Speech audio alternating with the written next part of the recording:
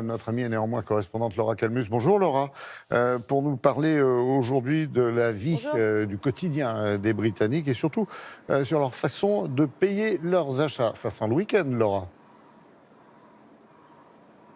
Oui, absolument, Laurent. Ici, on peut le dire, tout se paye sans avoir la moindre pièce dans son porte-monnaie. Tout se fait par carte et surtout depuis le paiement sans contact, on peut payer son ticket de métro ou de bus en tapant sa carte bleue sans avoir à acheter préalablement un ticket. Et dans les kiosques à journaux ou les cafés, il n'y a jamais de montant minimum pour régler en carte. Il y a même des restaurants où il est tout simplement impossible de régler en espèces. Et vous allez voir dans ce reportage que tout se paye en carte, même une simple donation dans la rue. C'est l'une des premières chanteuses de rue à avoir investi dans ce petit boîtier. Au pied de London Eye, en plein cœur de Londres, Charlotte Campbell amasse les pièces dans sa housse de guitare, mais offre aussi la possibilité aux passants de payer par carte bleue. Car pour elle, il fallait s'adapter pour que ses prestations restent rentables. Les choses changent à Londres et les gens utilisent leur carte de crédit pour tout. Alors même si chanter dans la rue est souvent associé à l'image de ces petites pièces jetées, cela risque de tuer notre activité si les gens n'ont plus de monnaie à donner pour nous soutenir. Car la tendance se généralise jusque dans les églises. Il est désormais possible de faire des donations par carte bancaire.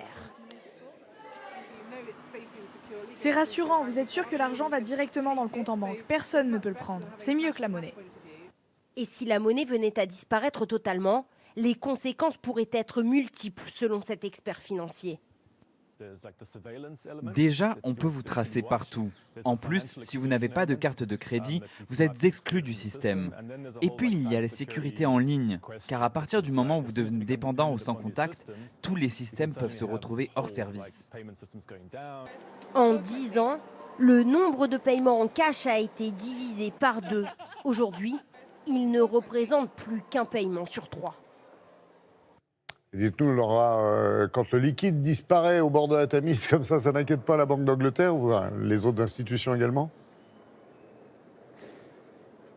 Oui, eh bien, vous l'avez vu, il y a des avantages, mais effectivement, une société sans espèces peut devenir problématique, notamment pour les 8 millions de Britanniques, soit 17% de la population. Ce sont principalement des personnes âgées qui n'ont pas l'habitude de régler des petites sommes en carte, mais surtout, cela veut dire être complètement dépendant de la technologie. Les 6 plus grosses banques d'Angleterre ont affirmé avoir des bugs informatiques quasi journaliers et parfois cela empêche les consommateurs de régler leurs achats. Alors imaginez une panne généralisée de la carte bancaire, cela pourrait causer une paralysie complète de la société et une panique chez les consommateurs.